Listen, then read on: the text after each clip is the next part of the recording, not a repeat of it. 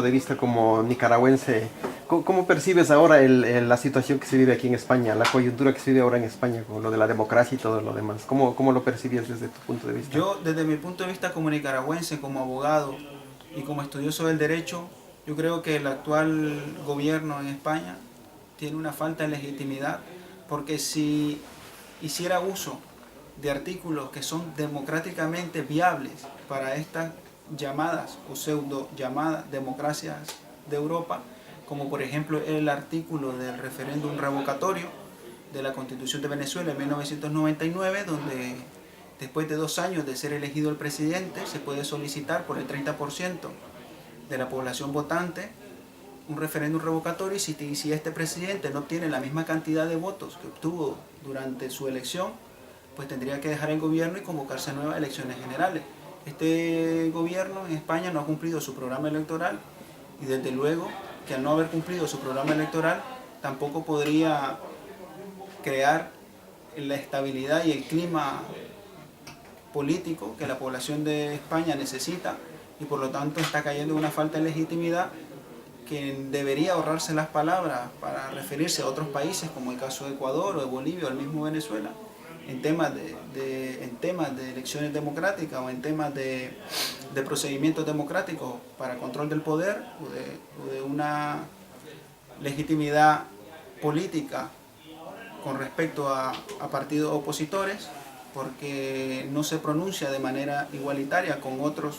países como por ejemplo Estados Unidos, que tiene encarcelado desde hace 33 años a Oscar López, un líder independentista puertorriqueño, que bajo los mismos argumentos y los mismos cargos que se le acusan ahora a Leopoldo López, está más años incluso que Nelson Mandela en una cárcel estadounidense, simplemente por pedir que Puerto Rico deje de ser una colonia norteamericana, y por pedir que esos principios básicos que los mismos framers, que le llaman, los mismos fundadores de la Constitución y de la nación norteamericana, que era no taxation without representation, es decir, no pagar impuestos sin una representación justa, es lo mismo que están pidiendo los puertorriqueños, que si ellos pagan sus impuestos y sus relaciones internacionales, sus campos de defensa y de migración están regulados desde Estados Unidos, pues tienen derecho a votar a senadores, a tener una silla y un curul en el Senado norteamericano, y a no dejarle a un lado como lo hizo Jorge III con las 13 colonias de Norteamérica allá por 1776. ¿A qué cree, desde su punto de vista, qué es lo que está pasando en el mundo? Porque tanto en México, si vemos desde este lado, tanto México como dentro de España los casos de corrupción, por ejemplo, afloran y parece que todos quedan impunes. ¿A qué cree que se debe? La cuestión de la corrupción, me gustaría citar a un juez, a un par de jueces italianos que pusieron fin, o no pusieron fin, sino que dejaron en alto la dignidad del pueblo italiano en el maxiproceso de Palermo, cuando se dedicaron a perseguir desde la raíz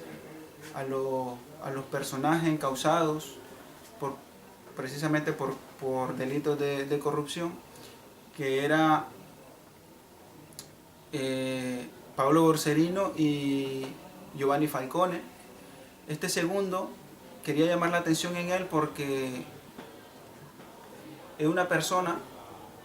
que dejó en alto la judicatura y dejó en alto eso que en España está siendo muy criticado, y que la independencia del Poder Judicial, al no existir tal independencia, porque obviamente los cargos del Consejo General del Poder Judicial son nombrados por personas que previamente han sido elegidas por partidos políticos, pues se pierde esa independencia. Obviamente eso está en la raíz de los procesos y en la raíz de los problemas de corrupción que afrenta tanto México como Italia, y por eso hay que recurrir a ejemplos y a otras cosmovisiones, como por ejemplo la de Bolivia, la del Estado Plurinacional de Bolivia, que en su constitución del 2009, radicalizando la democracia como tiene que ser, ordena que todos los jueces, o todos los magistrados, mejor dicho, del Tribunal Supremo de Justicia y el Tribunal Constitucional sean elegidos democráticamente por sufragio universal directo por las personas.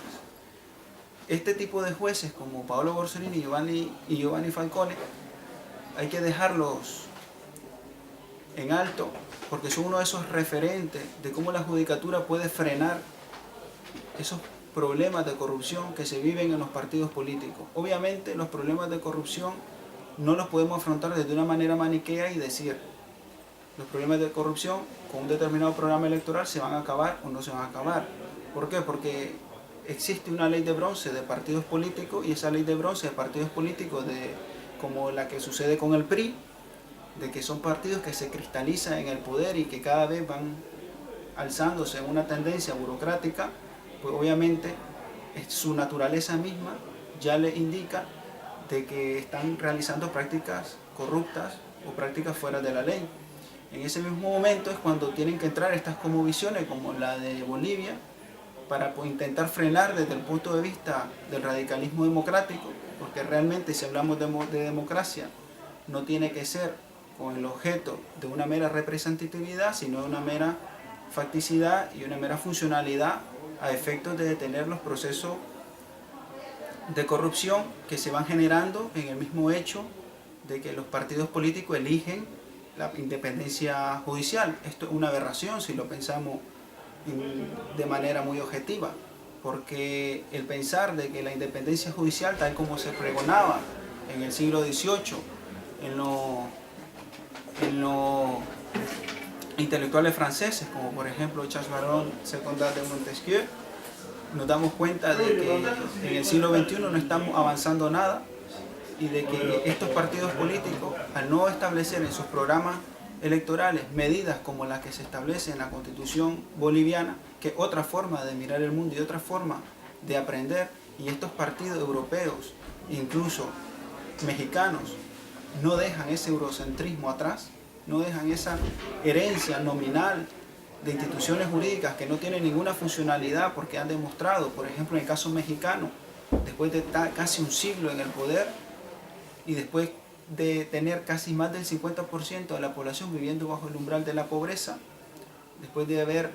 tantos desaparecidos y después de haber una impunidad total que se refleja con mayor vehemencia en el caso de los 143 desaparecidos de Chinapa, tenemos que tomar en cuenta otras posiciones, otras cosmovisiones, otras posturas que en este caso han venido del lado de Bolivia y del lado del pueblo hermano de Bolivia. Pero con todo esto que usted nos ilustra, lo increíble es que la gente que vota a Peña Nieto, por ejemplo, sigue votando, el pueblo sigue votando a Peña Nieto hasta sabiendo lo que hay como antecedente, digamos. Y lo mismo en España, el Partido Popular, a pesar de sus antecedentes, el pueblo sigue eligiendo. ¿Cómo entenderíamos Exacto. ese fenómeno? Para eso es que yo recurro a lo que una vez dijo un periodista que entregó su vida a la causa de la independencia de la comunicación, como fue Rodolfo Walsh, y que hoy, un 24 de marzo, también hay que recordarlo, en cuanto dijo que todo periodismo, si no es libre, es una farsa de periodismo. En lo que tiene que ver a Peña Nieto y al Partido Popular en España, está claro que la comunicación es un poder. Hay muchos escritos que se han hecho al respecto, principalmente de parte de Armand Matelar o de Ariel Dorfman, también otro argentino, que ha analizado muy bien esta materia de cómo la comunicación sirvió para instrumentalizar los intereses del primer mundo en América Latina, en un libro muy famoso que se llamó Cómo leer al Pato Donald. Obviamente, la concentración de medios en México es un hecho, pero para eso también hay que recurrir a otras cosmovisiones, en este caso es la ecuatoriana, con la Ley Orgánica de Medios de Comunicación, en la que el espectro radioeléctrico se ha nacionalizado y se reparte de forma tripartita el espectro radioeléctrico, un 33% a la iniciativa privada, un 33% a la iniciativa pública y un 34% a la iniciativa social. Es decir, en este campo están dando lugar a este tipo de movimientos, a este tipo de iniciativas, tanto públicas como privadas, a que tengan acceso a la comunicación, porque es en el ramo de la comunicación en el que hoy en día, en el siglo XXI, se está deliberando toda la política, no solamente nacional, sino internacional. Solamente desde ahí se puede entender por qué esta gente, o por qué la gente sigue votando a una idea u otra, independientemente si lee el programa político al que supuestamente ha votado, lee adverso y le genera una contradicción que solo en términos de filosofía de Lavoisier se puede entender como servidumbre voluntaria, es decir, de seguir bajo un sistema de dominación y un sistema de semiesclavitud de manera voluntaria, porque existe un poder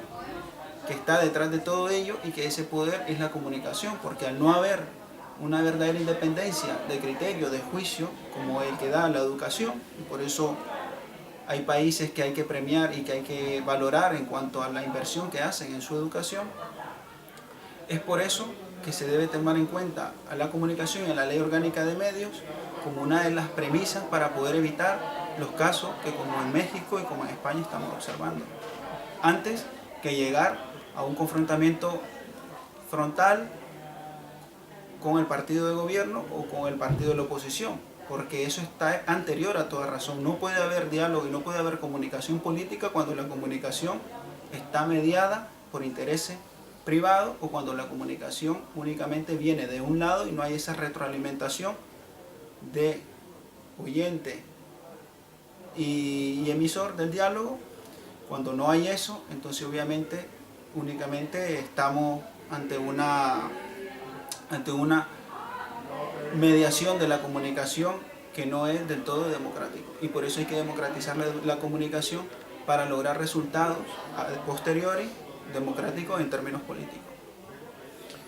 Para cerrar ya, yo tengo la sensación de que estamos gobernados ya a nivel global prácticamente por un grupo de criminales que nos imponen a la mayoría, en este caso de precariado mundial. ¿Cuál sería tu posición? La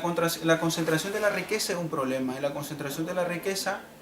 tiene que abordarse desde el siglo XXI. Es por eso que es necesario tomar en cuenta autores como Thomas Piketty. Me parece muy interesante este autor que escribió El Capital en el siglo XXI, porque habla sobre un problema fundamental que es la concentración de la riqueza. La concentración de la riqueza, principalmente en términos de un capital financiarizado, genera una acumulación que no es rentabilizada ni es redistribuida a las mayorías. ¿Por qué? Porque las finanzas no generan riqueza, sino que concentran riqueza. Únicamente la producción o la industria genera riqueza. Esto ya Marx lo había hablado en el capítulo que dedica a la génesis del capitalismo industrial, sobre lo que él se refirió a la deutocracia. La deutocracia, cuando él hablaba sobre todas estas colonias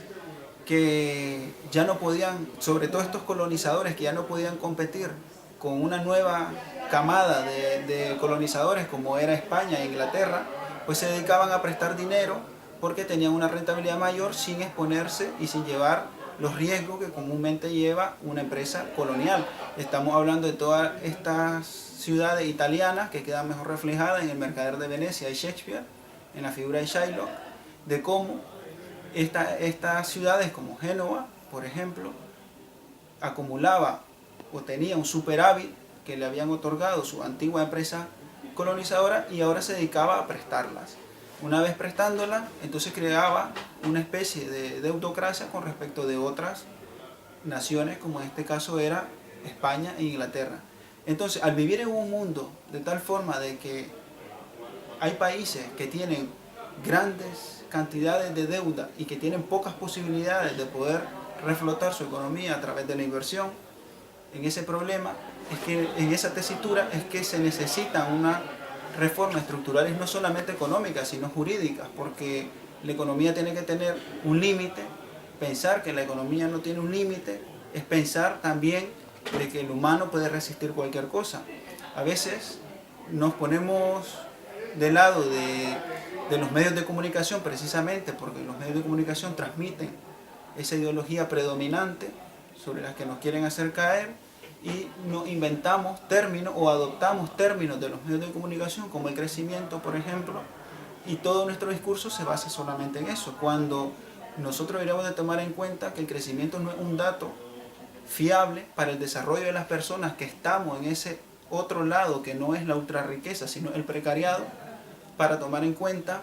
de que únicamente el desarrollo y únicamente la redistribución de la riqueza, ya no hablando en términos de nacionalización o en términos de privatización, sino hablando en términos de redistribución efectiva, a través de proyectos como los que ahora propone la renta básica, se puede llevar a un equilibrio, a un reequilibrio mundial que actualmente está a niveles de antes de la Primera Guerra Mundial, de 1913 por ejemplo, y que Thomas Piketty lo ha reflejado de cómo la ultrarriqueza francesa en este siglo XXI tiene los mismos índices de acumulación que lo tuvo en 1913, y ya nosotros sabemos muy bien lo que ocasionó esa acumulación de la ultrarriqueza, tanto en la revolución bolchevique como en la Primera Guerra Mundial. Toda ultrarriqueza conlleva una explosión social que a veces es más perjudicial para la mayoría que para aquellos que pueden huir con el capital o pueden disfrazar el capital hacia paraísos fiscales y así evitar la vinculación social de los estados o de las leyes y la presión fiscal sobre ese gran capital. Gracias.